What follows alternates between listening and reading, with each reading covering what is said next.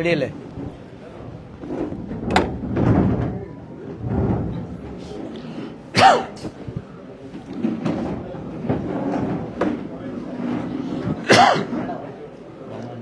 ഇല്ല റെഡിയല്ലേ?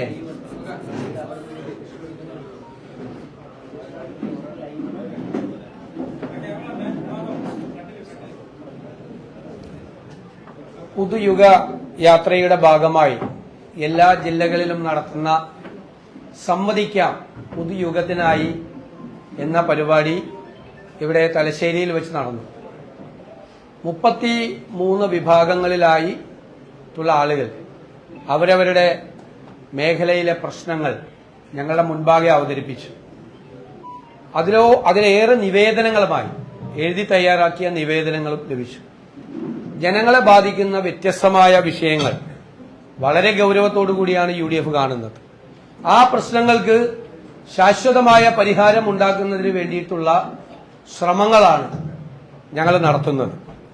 ഇവിടെ വന്ന വിഷയങ്ങൾ കൃഷിക്കാരെ സംബന്ധിച്ചിട്ടുള്ള പ്രശ്നങ്ങളുണ്ട്. വന്യജീവി ആക്രമണവുമായി ബന്ധപ്പെട്ടിട്ടുള്ള വളരെ കഷ്ടങ്ങൾ അനുഭവിക്കുന്ന ആളുകൾ അവരിവിടെ അവരുടെ വിഷയങ്ങൾ അവതരിപ്പിച്ചു. കാർഷിക മേഖല തകർച്ചയിലാണ്.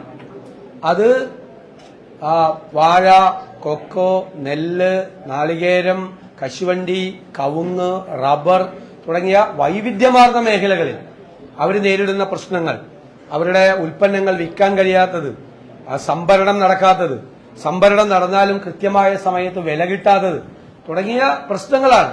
കാർഷിക മേഖലയോടെല്ലാം ഗവൺമെന്റ് എത്രമാത്രം വലിയ അവഗണനയാണ് കാണിച്ചിരിക്കുന്നത് എന്നതിന്റെ ഉദാഹരണങ്ങളാണ് ഇന്നിവിടെ വെളിവാക്കപ്പെട്ടത്. അതുപോലെ പരമ്പരാഗത തൊഴിലുകൾ, ഖാദി ഉൾപ്പെടെയുള്ള തൊഴിലുകൾ, പൂട്ടിക്കിടക്കുന്ന സ്പിന്നിംഗ് മില്ലുകൾ. മുഖ്യമന്ത്രിയുടെ നിയോജക മണ്ഡലമായ പിണറായി പോലും ഒരു സ്പിന്നിംഗ് മില്ല് പൂട്ടിക്കിടക്കുകയാണ്. 8 മാസമായിട്ട് അവർക്ക് ശമ്പളം പോലും കൊടുക്കാൻ പറ്റാതെ സ്റ്റേറ്റ് ഗവൺമെന്റിന്റെ കീഴിലുള്ളതും നാഷണൽ ടെക്സ്റ്റൈൽ കോർപ്പറേഷന്റെ കീഴിലുള്ളതുമായ ഇതെല്ലാം പൂട്ടിക്കിടക്കുകയാണ്.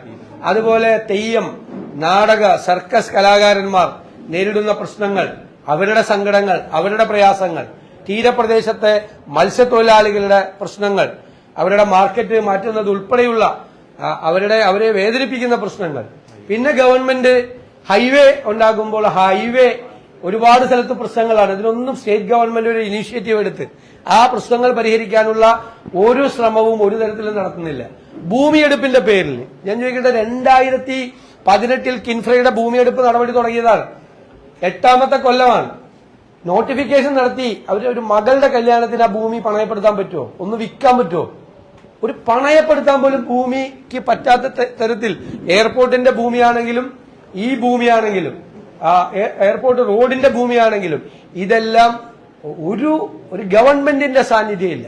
നമുക്ക് ഞാൻ എല്ലാ കാര്യങ്ങളും പറയുന്നില്ല. വ്യത്യസ്ത ജനവിഭാഗങ്ങൾ അവതരിപ്പിച്ച പ്രശ്നങ്ങൾ കാണുമ്പോൾ നമുക്ക് തോന്നുന്നത് നമ്മൾ ഗുരുതരമായ വിഷമം അനുഭവിക്കുമ്പോൾ നമ്മൾ തെരഞ്ഞെടുത്ത ഒരു ഗവൺമെന്റിന്റെ സാന്നിധ്യം ഉണ്ടാകും. ദൗർഭാഗ്യവശാൽ അതില്ല. സർക്കാർ ഇല്ലായ്മയാണ് യഥാർത്ഥത്തിൽ നമുക്ക് ദൃശ്യമാകുന്ന കാര്യം. പിന്നെ ഖജനാവിലെ പണമില്ലായ്മയും. ഇത് രണ്ടും വളരെ എവിഡന്റ് ആണ്. ആളുകൾ വന്ന് അവരുടെ സങ്കടങ്ങൾ പറയുമ്പോൾ വർഷങ്ങളായി നിരന്തരമായി പരാതികൾ കൊടുത്ത്, ഇത് മുഖ്യമന്ത്രിയുടെ ജില്ല കൂടിയാണ്. ആ ജില്ലയിലെ പ്രശ്നങ്ങൾക്ക് പോലും ശാശ്വതമായ പരിഹാരം കണ്ടെത്താൻ വേണ്ടിയിട്ടുള്ള ഒരു ഇടപെടൽ ഒരു സർക്കാരിന്റെ ഭാഗത്ത് നിന്ന് ഉണ്ടായിട്ടില്ല. സർക്കാരില്ലായ്മ ഇവിടെ പ്രകടമാകുന്നു എന്നാണ് സൂചിപ്പിക്കാനുള്ളത്. പുതുയുഗ യാത്രയുടെ ഭാഗമായി കേരളത്തെ സംബന്ധിക്കുന്ന നിരവധി പരിപാടികൾ അടുത്ത ദിവസങ്ങൾ ഉള്ളിൽ കോഴിക്കോട് ഞങ്ങളുടെ ഹെൽത്ത് വിഷൻ ഡോക്യുമെന്റ് അവതരിപ്പിക്കും. അതുമുതൽ തിരുവനന്തപുരത്ത് എത്തുന്നതുവരെ എവിടെയെല്ലാമാണ് ഗവൺമെന്റ് പരാജയപ്പെട്ടത് അവിടെയെല്ലാം സമൂർത്തമായ കൃത്യമായ പദ്ധതികൾ UDFനുണ്ട്. അത് വളരെ നല്ല റിസർച്ച് നടത്തി വിദഗ്ധരായ ആളുകളുടെ കൂടി സഹായത്തോടു കൂടി തയ്യാറാക്കുന്ന സാമ്പത്തികമായ അതിന്റെ കാര്യങ്ങൾ പരിശോധിച്ച്, സാങ്കേതികമായ കാര്യങ്ങൾ പരിശോധിച്ച്, പാരിസ്ഥിതികമായ കാര്യങ്ങൾ പരിശോധിച്ച് ഞങ്ങൾ തയ്യാറാക്കുന്ന പദ്ധതികളാണ്. അതുകൊണ്ടാണ് ഞങ്ങളൊരു പുതിയ കാലത്തിന് തുടക്കമിടുകയാണ് എന്ന അർത്ഥത്തിൽ തന്നെയാണ് പുതുയുഗ യാത്ര എന്ന് ഈ യാത്രയ്ക്ക് പേരിട്ടത്. യാത്ര കണ്ണൂരിലേക്ക് പ്രവേശിച്ചപ്പോൾ തന്നെ വളരെ അത്ഭുതകരമായ രീതിയിലുള്ള പ്രതികരണമാണ് ജനങ്ങളുടെ ഭാഗത്തു നിന്നുണ്ടായത്. പയ്യന്നൂരിലും തളിപ്പറമ്പിലും കണ്ണൂരിലും ജനങ്ങൾ നൽകിയ സ്വീകരണം അവിസ്മരണീയമാണ് എന്ന് പറയാതിരിക്കാൻ വയ്യ. അതുപോലെ തന്നെ ഞങ്ങൾ ഉന്നയിക്കുന്ന ഒരു കാര്യം, ഈ ഗവൺമെന്റിനോട് കമ്മ്യൂണിസ്റ്റ് പാർട്ടിയിൽപ്പെട്ട നല്ല കമ്മ്യൂണിസ്റ്റുകാർക്കും ഇടതുപക്ഷ സഹയാത്രികർക്കും പോലും താല്പര്യമില്ല എന്നാണ്. കവി സച്ചിദാനന്ദന്റെ കഴിഞ്ഞ ദിവസത്തെ പ്രസ്താവന ഞങ്ങളുടെ ഈ നിഗമനങ്ങൾക്ക് അടിവരയിടുന്നതാണ്. ഇനിയൊരു തുടർഭരണം നല്ലതല്ല എന്നാണ് അദ്ദേഹം പറയുന്നത്. കാരണം കമ്മ്യൂണിസ്റ്റ് പാർട്ടിക്ക് CPM-നുണ്ടായ അപജയത്തെക്കുറിച്ച് ഏറ്റവും കൂടുതൽ ബോധവാന്മാർ നല്ല കമ്മ്യൂണിസ്റ്റുകാരും ഇടതുപക്ഷത്തിന്റെ സഹയാത്രികരുമാണ് എന്ന ഞങ്ങളുടെ വാദം ശരിവെക്കുന്നതാണ് കവി സച്ചിദാനന്ദന്റെ പ്രസ്താവന എന്ന് ഞാൻ പ്രത്യേകമായി പറയാൻ ആഗ്രഹിക്കുന്നു. അതാണ് മൂഡ്. കേരളത്തിലെ 3-4 പതിറ്റാണ്ടുകളായി ഇടതുപക്ഷത്തിന്റെ സഹയാത്രികരായി നടന്ന ആളുകൾ ഈ ഗവൺമെന്റിന് ഒരു തുടർച്ച ഉണ്ടാകരുത്, ഇവർ അധികാരത്തിൽ വരരുത്, ഇവർ ഇടതുപക്ഷമല്ല, ഇവർ ഇടതുപക്ഷത്തിൽ നിന്ന് വഴിമാറിപ്പോയി, ഇവർ തീവ്ര വലതുപക്ഷമായി മാറി എന്നുള്ള നിലപാടുള്ളവരാണ് എന്നത് വളരെ ഒരു സ്വാഗതാർഹമായ ഒരു കാര്യമാണ്. കേരളത്തിലെ ജനങ്ങളുടെ ഒരു പൊതുവികാരം ആണ് ഈ ഇടതുപക്ഷ സഹയാത്രികരായിട്ടുള്ള ആളുകൾ പങ്കുവച്ചിരിക്കുന്നത് എന്നുകൂടി പ്രത്യേകം പരാമർശിക്കാൻ ഞാൻ ആഗ്രഹിക്കുന്നു.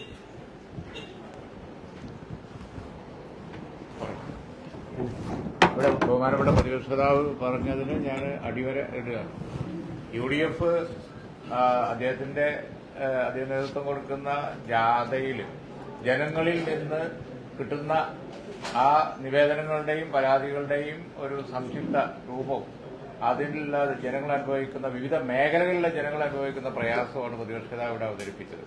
പ്രത്യേകത എന്ന് പറയുന്നത് ഇതിനൊരു ആൾട്ടർനേറ്റീവ് അജണ്ട ഞങ്ങൾക്ക് വ്യക്തമായി ഉണ്ട്. പരാതി പറഞ്ഞ് ഞങ്ങൾ മാറി നിൽക്കുന്ന പരിപാടിയില്ല. കേന്ദ്ര ഗവൺമെന്റ് പണം കൊടുക്കുന്നില്ല എന്ന് പരാതി പറഞ്ഞ് കേരള ഗവൺമെന്റ് മാറി നിൽക്കുന്നത് പോലെ കേരള ഗവൺമെന്റ് ഒന്നും ചെയ്യുന്നില്ല എന്ന് പരാതി പറഞ്ഞ് ഞങ്ങൾ മിണ്ടാതിരിക്കുന്ന പ്രശ്നമില്ല. ഞങ്ങൾക്കൊരു ആൾട്ടർനേറ്റീവ് അജണ്ട. അതാണ് ഇവിടെ ഹെൽത്ത് കാര്യം അദ്ദേഹം പറഞ്ഞത്. ഏറ്റവും അധികം പരാതിക്ക് കാരണമായ ഹെൽത്തിലൊക്കെ ഞങ്ങൾക്ക് വ്യക്തമായ ആൾട്ടർനേറ്റീവ് അജണ്ട ഉണ്ട്. അതാണ് ഈ പൊതുഗയാത്രയുടെ ഏറ്റവും വലിയ പ്രത്യേകത. അത് ഞങ്ങൾ നടപ്പിലാക്കുകയും ചെയ്യും. അതാണ് ഇവിടെ പബ്ലിഷ് ചെയ്യുന്നതൊക്കെ അദ്ദേഹം പറഞ്ഞത്.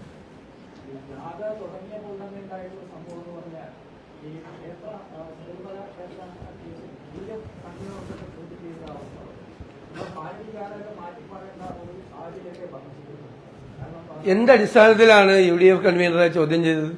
അദ്ദേഹത്തിന്റെ കൂടെ ഫോട്ടോ ഉണ്ടെന്നോ, ഉണ്ണികൃഷ്ണൻ പോറ്റിയുടെ കൂടെ അദ്ദേഹത്തിന്റെ ഫോട്ടോ ഉണ്ടെന്നുള്ളതിന്റെ പേരിലാണോ? ഞങ്ങൾക്കൊരു വിരോധമില്ല അടൂർ പ്രകാശൻ ചോദ്യം ചെയ്തു. ഫോട്ടോയുള്ള പിണറായി വിജയനെ കൂടി ചോദ്യം ചെയ്താൽ മതി. ഉണ്ണികൃഷ്ണൻ പോറ്റിയുടെ കൂടെ ഉണ്ണികൃഷ്ണൻ പോറ്റിയുടെ ഈ കളവ് പുറത്തു വരുന്നതിന് മുമ്പ് ഉള്ള ഫോട്ടോ ഉള്ള എല്ലാവരെയും ചോദ്യം ചെയ്യണമെങ്കിൽ ഒരു വിരോധമില്ല. പിണറായി വിജയന്റെ കൂടെ അദ്ദേഹത്തിന്റെ പടമുണ്ട്, ചോദ്യം ചെയ്തോട്ടെ. അല്ലാതെ ഞാൻ ചോദിക്കട്ടെ, 3 CPM നേതാക്കന്മാർ ജയിലിൽ കിടക്കുകയാണ് അയ്യപ്പന്റെ സ്വർണം കവർന്നതിന്. ആണല്ലോ ഒരു നടപടിയെടുത്തില്ല. ഇവിടെ പയ്യന്നൂരിൽ ധനരാജന്റെ രക്തസാക്ഷി ഫണ്ട് പാർട്ടിയുടെ MLA അടക്കമുള്ള നേതാക്കൾ തട്ടിയെടുത്തു എന്ന ആരോപണം ഉന്നയിച്ച പാർട്ടി ജില്ലാ കമ്മിറ്റി അംഗത്തിനെതിരെ നടപടിയെടുത്തു. തട്ടിപ്പ് നടത്തി എന്ന് ചൂണ്ടിക്കാണിച്ച ആൾക്കെതിരെ നടപടിയെടുത്തു. തട്ടിപ്പ് നടത്തി ജയിലിൽ കിടക്കുന്ന ആളുകൾക്കെതിരെ നടപടിയില്ല. ഇതെന്തൊരു പാർട്ടിയാണ്? അത് ഞങ്ങൾ പറഞ്ഞല്ലോ, SITയുടെ മീതെ സർക്കാർ സമ്മർദ്ദം ചെലുത്തുകയാണ്. എത്ര പ്രാവശ്യം വേണമെങ്കിലും മൊഴിയെടുത്തോട്ടെ, അവർക്ക് പറയാനുള്ള കാര്യങ്ങൾ പറയും. 2019 ഈ കളവ് നടന്നത്. ആണല്ലോ. അന്ന് പിണറായി വിജയനാണ് കേരളത്തിലെ മുഖ്യമന്ത്രി, LDF ഭരണമാണ്. അവര് വെച്ച പൊളിറ്റിക്കൽ അപ്പോയിന്റ്മെന്റ്സ് ആണ് അവിടുത്തെ ദേവസ്വം ബോർഡ് പ്രസിഡന്റും മെമ്പർമാരും. അവരാണ് കളവ് നടത്തിയതിന്റെ പേരിൽ 2 ദേവസ്വം ബോർഡ് മെമ്പർമാർ ജയിലിൽ കിടക്കുകയാണ്. അത് CPM-നും CPM വെച്ച നേതാക്കൾക്കും ആണ് അയ്യപ്പന്റെ സ്വർണം കവർന്നതിൽ പങ്ക്.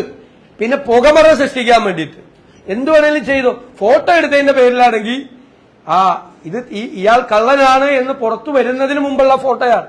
ഇപ്പൊ മുഖ്യമന്ത്രി നിൽക്കുവോ? ഇദ്ദേഹം കള്ളനാണ് എന്ന് അറിഞ്ഞിരുന്നെങ്കിൽ മുഖ്യമന്ത്രിയുടെ അടുത്ത് നിന്ന് ഫോട്ടോ എടുക്കുമായിരുന്നോ? അതുപോലെ തന്നെ ഇയാൾ കള്ളനാണെന്ന് അറിയില്ല, അദ്ദേഹത്തിന്റെ ലോക്സഭാ സീറ്റിൽപ്പെട്ട ഒരാളാണ്, ഒരു വോട്ടറാണ്, അത്രയേ ഉള്ളൂ. അതിന്റെ അപ്പുറത്തേക്ക് ഒന്നുമില്ല. എന്നിട്ട് പുകമുറ ഉണ്ടാക്കി കുറെ സോഷ്യൽ മീഡിയയിൽ കൂടി പ്രചരണം നടത്തിയാൽ CPM പെട്ടിരിക്കുന്ന ഈ അബദ്ധത്തിൽ നിന്ന് രക്ഷപ്പെടാമെന്ന് കരുതണ്ട. സ്വർണം കട്ടത് ആരാണ് എന്ന് കേരളത്തിലെ ജനങ്ങൾക്ക് അറിയാം. അതിനാണ് 3 CPM നേതാക്കൾ ജയിലിൽ കിടക്കണം. അന്വേഷണം ഒന്നും കൂടി നീണ്ടുപോയാൽ ക്യൂവിൽ നിൽക്കുന്ന കുറെ പേര് കൂടി അകത്തു വരും. അതും CPM നേതാക്കളായിരിക്കും, ഒരു സംശയം വേണ്ട.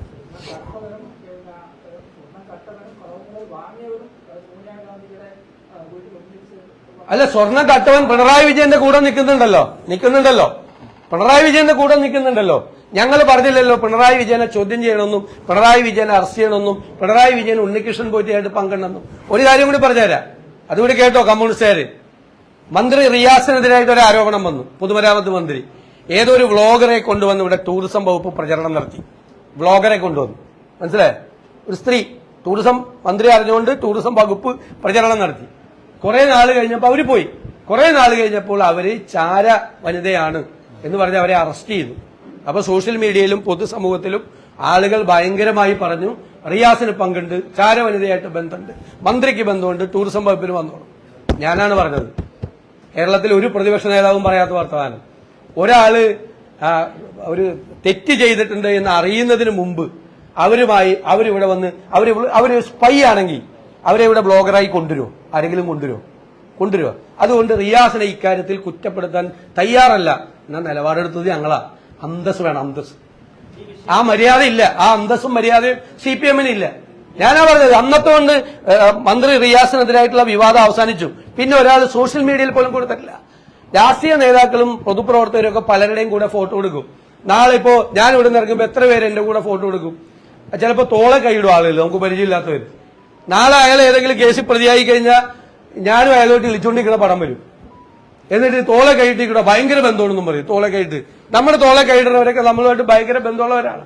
ഫോട്ടോ എടുക്കാൻ വന്നവരൊക്കെ ഇപ്പോൾ തോളെ കൈയിടും. അതൊക്കെ പറയണതിന് ഒരു മര്യാദ അന്തസ്സും വേണം. ആ അന്തസ്സും മര്യാദ CPM ഇല്ല.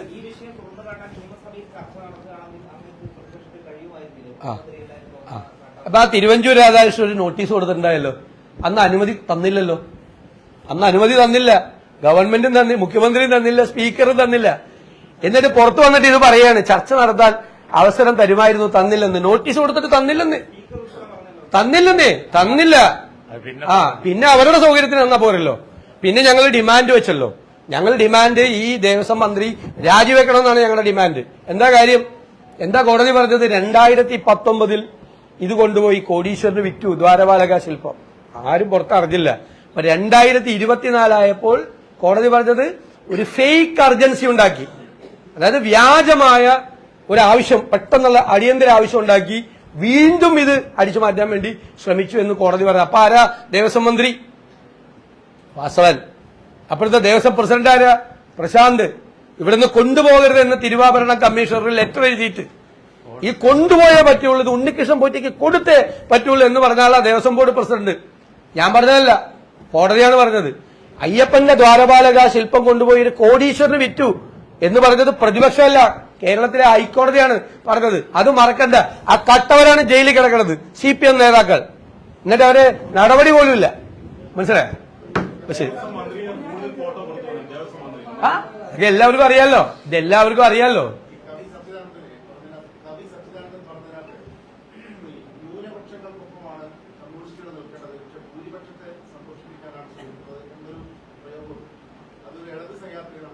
അല്ല, അതിന്റെ ഇതെന്ന് പറഞ്ഞു കഴിഞ്ഞാൽ നമ്മളൊരു പൊതുവികാരം, ന്യൂനപക്ഷങ്ങൾക്ക് ഒരു ഇൻസെക്യൂരിറ്റി ഉണ്ട്. പ്രത്യേകിച്ച് ഇന്നത്തെ ഇന്ത്യൻ രാഷ്ട്രീയ സാഹചര്യത്തിൽ അവർക്കൊരു അരക്ഷിത ബോധമുണ്ട്. അപ്പൊ അവരെ പണ്ഡിറ്റ് ജവഹർലാൽ നെഹ്റു തൊട്ട് പറഞ്ഞിട്ടുള്ള കാര്യങ്ങളാണ്. അവരെ കണ്ണിലെ കൃഷ്ണമണി പോലെ നോക്കണം, അവരെ പ്രൊട്ടക്ട് ചെയ്യണം, അവർക്ക് ആ ഇൻസെക്യൂരിറ്റി ഉണ്ടാകാൻ പാടില്ല എന്നാണ്.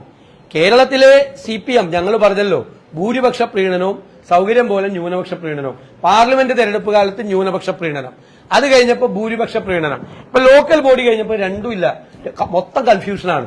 ആരെ പ്രീണിപ്പിക്കണം എന്നുള്ള കൺഫ്യൂഷനാണ്. ഇതാണ് നിലനിൽക്കുന്നത്. ഇത് അവരുടെ കൂടെ നടക്കുന്നവർക്ക് ബോധ്യമുണ്ട്. കമ്മ്യൂണിസം ഇടതുപക്ഷ നിലപാടിൽ നിന്ന് വ്യതിചലിച്ചു, തീവ്ര വലതുപക്ഷമാണ്. കേരളത്തിലെ ഗവൺമെന്റും കേരളത്തിലെ CPM-ഉം തീവ്ര വലതുപക്ഷ നിലപാടാണ്. BJP-യുടെ അതേ സ്റ്റൈലിലല്ലേ ഇവിടെ മതങ്ങൾ തമ്മിൽ സംഘർഷം ഉണ്ടാക്കാൻ വേണ്ടി ശ്രമിച്ചത്? എപ്പോഴാണ് ശ്രമിച്ചത്? BJP ചെയ്യുന്ന അതേ പണിയല്ലേ ചെയ്തത്? അതേ പണിയാണ് ചെയ്തത്. സംഘപരിവാറിന്റെ അതേ പാതയിലൂടെയാണ് കേരളത്തിലെ CPM പ്രയാണം നടത്തുന്നത്. ഭയങ്കര നട്ടലും ഭയങ്കര ഇരട്ടച്ചങ്കമാണ്. പക്ഷെ അമിത്ഷായും നരേന്ദ്രമോദി എവിടെ ഒപ്പിടാൻ പറഞ്ഞാലും അവിടെ ഒപ്പിട്ട് കൊടുക്കും. അത് നമ്മളെ കണ്ടതല്ലേ.